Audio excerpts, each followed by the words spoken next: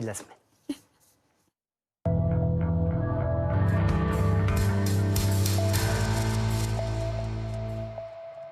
Sa profession, escroc professionnel. Gilbert Chicly est clairement le roi de l'arnaque et non sans un certain talent, il faut bien le dire, un certain culot aussi. Et surtout, il est celui qui a imaginé ce que l'on appelle l'arnaque au président. On va vous expliquer tout cela dans un instant. Son dernier fait d'armes, se faire passer pour Jean-Yves Le Drian. Et c'est en qualité de faux ministre des Affaires étrangères qu'il a escroqué des millions d'euros à des chefs de grandes entreprises, à des politiques. Ça peut prêter à faire sourire, mais l'histoire est très sérieuse. Son procès a commencé mardi devant le tribunal correctionnel de Paris. Alors son profil, son parcours, ses méthodes incroyables, son culot, tous les détails avec Dominique, avec nos invités, juste après son pédigré signé Elisa Trade. Imitation de la voix, masque de silicone sur le visage et bureau en carton-pâte. Tout était finement préparé pour piéger les victimes. Entre 2015 et 2016, 7 hommes se sont fait passer pour le ministre Jean-Yves Le Drian auprès de 150 riches personnalités, pour leur extorquer de l'argent, entre 70 et 80 millions d'euros au total. Ce que demandent les escrocs aux victimes, c'est on vous demande de collaborer, on vous demande de participer à l'œuvre de la lutte contre le terrorisme. Aujourd'hui, dans le box des accusés, le cerveau présumé de ces opérations, Gilbert Chicly, le roi de l'arnaque, franco-israélien de 54 ans. Beau parleur, il se vante d'avoir monté sa première escroquerie à l'âge de 13 ans. Au début des années 2000, Chicly se professionnalise. Il monte sur Internet une fausse plateforme d'import-export, Mondial Négoce. Des promesses mensongères aux clients, des milliers d'euros empochés. Chicly se réfugie en Israël avant d'être démasqué par les autorités judiciaires. En 2005, lui vient une nouvelle idée, se faire passer pour le président d'une société auprès d'un employé, lui raconter une histoire de lutte contre le terrorisme pour lui soutirer de l'argent versé en liquide ou sur un compte à l'étranger. La banque postale, Accor, Alstom, des millions d'euros sont ainsi détournés en 2 ans. Ces arnaques téléphoniques vont faire des émules, permettant aux avocats de Gilbert Chicly d'argumenter en sa faveur. Gilbert Chicly est un fantasme policier et qu'on a trop attaché à son nom un certain nombre d'escroqueries dites au président, et en vérité, ce n'est pas le seul à les avoir commises. Ces scénarios, dignes d'un polar, ont sans surprise inspiré le cinéma. En 2015, Je compte sur vous avec Vincent Elbaz raconte les faits d'armes de Gilbert Chicly, qui, même derrière les barreaux ou sous le coup d'un mandat d'arrêt international, n'a pas hésité à livrer les détails de sa vie d'aigrefin. Alors, qui est ce Chicly qui a même inspiré un film, on le disait à l'instant. Eh bien, on va essayer de comprendre tout cela avec nos invités. Valérie Abécassis, bonjour. Merci d'être avec nous. Vous êtes journaliste, rédactrice en chef culture sur la chaîne i24 News. Et vous aviez interviewé Gilbert Chicly, c'était en 2015. À vos côtés, maître Fabrice de Corrodi, bonjour. Merci d'être avec nous. Vous êtes avocat des parties civiles. En 2015, lors d'un premier procès de Gilbert Chicly, c'était l'escroquerie à l'époque de 33 banques, notamment, que vous défendiez. C'était dans les années 2005-2006 et ça s'est un peu poursuivi par la suite. Vous nous raconterez comment vous aviez vu cet homme dans le box répondre aux questions. Et puis Pascal Neveu qui est avec nous également, psychanalyste, directeur de l'Institut français de la psychanalyse active, parce qu'on a envie de comprendre évidemment avec vous comment on a un tel culot et comment on arrive à convaincre des gens aussi importants de verser des sommes aussi astronomiques. Il y a beaucoup de choses à se dire, on l'a compris. D'abord, juste peut-être pour dresser un peu le contour, Valérie Abécassis, vous l'avez eu en face de vous, ce Gilbert Chicly. Comment il est? C'est quoi le mot pour le définir? C'est vraiment culot? Non, c'est pas du culot. C'est un escroc simple, convaincu de son talent d'embrouilleur, quelqu'un de très facile d'accès. C'est-à-dire qu'en fait, le tournage du film de Pascal Elbé se tournait à Jaffa. J'ai envoyé un message sur Facebook. Est-ce que vous êtes le Chicly? Il a répondu oui. Est-ce que vous voulez qu'on se rencontre? Il a dit, je sais pas, faut voir. Qu'est-ce que vous voulez? Je veux comprendre, je veux savoir comment, comme vous l'avez dit, comment on peut embrouiller comme ça des gens, comment on peut, avec un simple téléphone, arriver à se faire remettre des sacoches avec des milliers et des milliers d'euros. On s'est rencontrés dans un bar, très simple, une espèce de bar tout, voilà.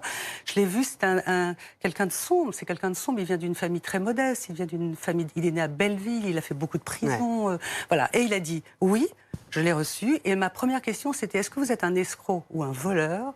Ça l'a déstabilisé, et voilà. Et je pense que c'est un escroc, c'est un embrouilleur, avec une dimension de sympathie, voilà. On va dire que cette interview, elle est exclusive. Oui. Il n'y en a pas d'autre. C'est comme un grand moment de télévision. Il vous parle de Belleville, il vous parle de son enfance. Il vous raconte qu'à 13 ans, il s'est retrouvé en prison, qu'il était le plus jeune détenu de France dans un centre de jeunes détenus, pour avoir vendu des voitures ou une voiture quand il avait 13 ans, à un type, voiture qui évidemment lui appartenait pas, parce qu'il avait 13 ans, et il a cette phrase, il dit « Je suis passé par la petite porte et sorti Exactement. avec quelques sacs », donc il parle de la suite, par la grande porte. Il est quand même C'est ça son incroyable. truc. La petite porte et sortir par la grande. Ouais. Mais avec une dimension... Avec quelques sacs. Oui, avec d'argent. de l'argent, c'est un escroc, je suis d'accord, mais avec une dimension de jeu, d'amusement, une dimension de flamboyance. Voilà, Il dit « J'ai pas- tué personne. Il a J'ai tué fait 13 ans de prison en 50 ans et je n'ai tué Exact. personne. » Je vous donne la parole, messieurs, dans un instant, juste parce qu'on parle du culot, de la gouaille de cet homme. Comment il s'est défendu cette semaine? Parce que comme c'est une affaire en cours, on va assez peu en parler, mais cette affaire du faux Le Drian, des masques en silicone, il se fait passer pour Jean-Yves Le Drian, on va en reparler, mais qu'est-ce qu'il dit cette semaine? Comment il se défend? Alors, on a réussi à avoir des avocats un peu de... Bon, c'est un peu compliqué. Alors, forcément, c'était prévisible. Hein. Il se défend en contestant tout. Hein. Pour info, il a diffusé des vidéos sur YouTube où il dit qu'il emmerde la justice. Donc, après avoir dit ça, clairement, c'est pas difficile d'imaginer qu'il refuse de collaborer et de dire quoi que ce soit. Il conteste tout ce qui lui est reproché et il toise les juges. Alors, on va remonter un petit peu dans le temps. On le disait, cette affaire de 2005-2007, 33 banques que vous représenterez pour leur défense. Que va-t-il se passer? Expliquez-nous quelle était son infraction, qu'est-ce qu'il a fait à cette époque-là? Alors donc, je n'ai pas eu la chance de vous, madame, de rencontrer M. Chicli, puisqu'il était non comparant devant le tribunal correctionnel lorsqu'il a été jugé en 2015. Il y avait donc une trentaine de parties civiles qui étaient des banques, mais aussi des entreprises de toute taille, entreprises du CAC 40 ou des PME. Et c'était sur le même principe que l'affaire du faux Le Drian, principe du double appel. Le premier appel consistait à se présenter comme étant le président de la société du salarié contacté, qui annonçait que pour la lutte contre le terrorisme ou pour identifier des clients de la banque suspectés d'opérations douteuses, le salarié allait être mis en contact avec un agent des services secrets pour confondre ces personnes. Ça, c'était le premier appel. Et souvent, il y avait une méprise à l'occasion de ce premier appel, puisque parfois, le salarié entendait la voix de son patron. Parfois, c'était sur la standardiste qui disait « Je te passe le président X qui te demande ». Et donc, elle était dans la croyance et dans la certitude que c'était son patron qui l'appelait. Ensuite, l'agent des services secrets contactait le salarié dans les minutes qui suivaient. Et là, il y avait tout un phénomène d'emprise qui était mis en place et d'isolement de la victime, notamment pour chacune des 3 victimes dont je relisais les procès-verbaux de déposition hier soir, l'invitation, suivie par les victimes, d'ouvrir une ligne téléphonique pour assurer la confidentialité des échanges. Ce à quoi se prêtaient volontiers les victimes, enfin, malgré elles.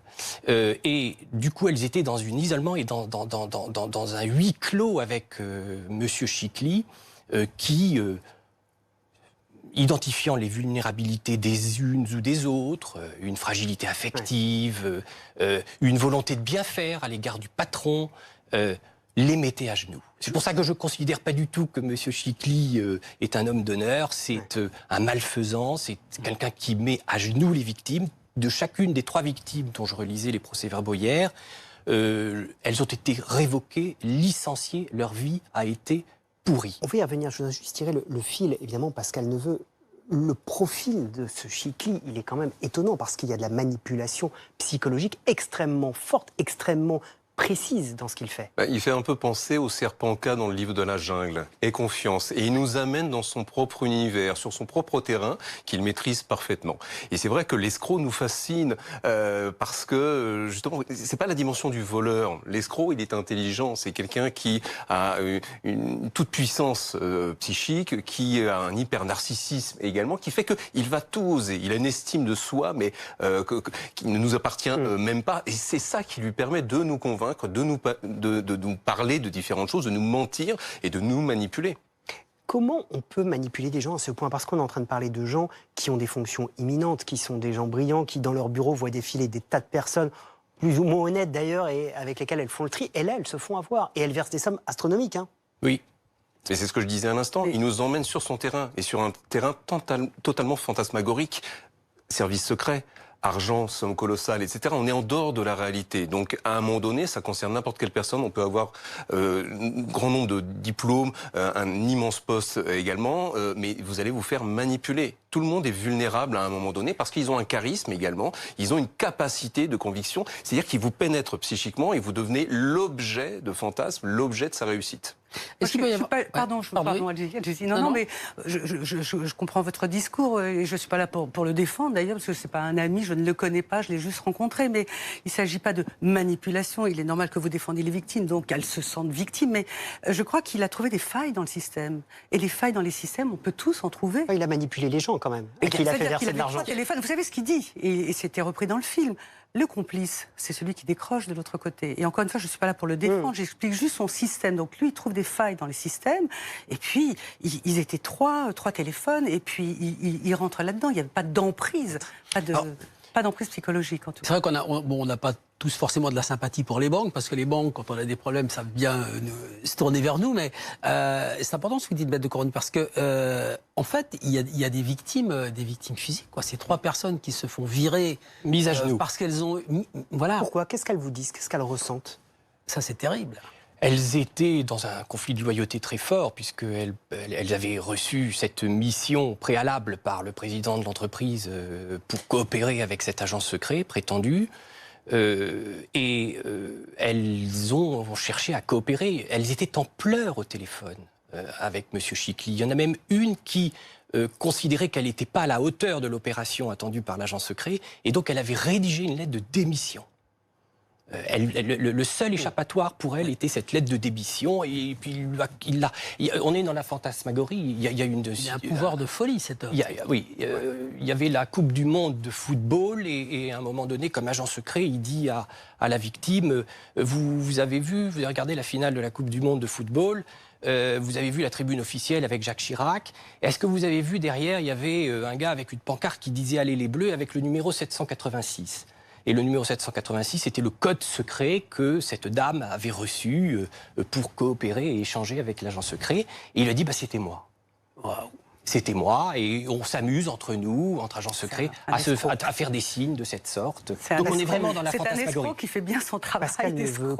Comment caractérise-t-on un individu comme cela? On rappelle Le Drian, pour remplacer Le Drian, il avait un masque en silicone, il faisait des Skype. Enfin, il s'invente des vies. Il n'est pas dit que ce soit lui dans l'affaire. Non, vous avez raison. On ne sait pas qui est derrière. Le jugement, le procès est en cours. Vous avez raison. Vous avez tout à fait raison. Ceux qui le font, ils sont... Déjà, on n'imagine pas un ministre vous appeler pour une visioconférence sous Skype. Mais vous voyez, la force de manipulation, elle est déjà là. Si on rentre dans ce jeu de dupes, on est mort.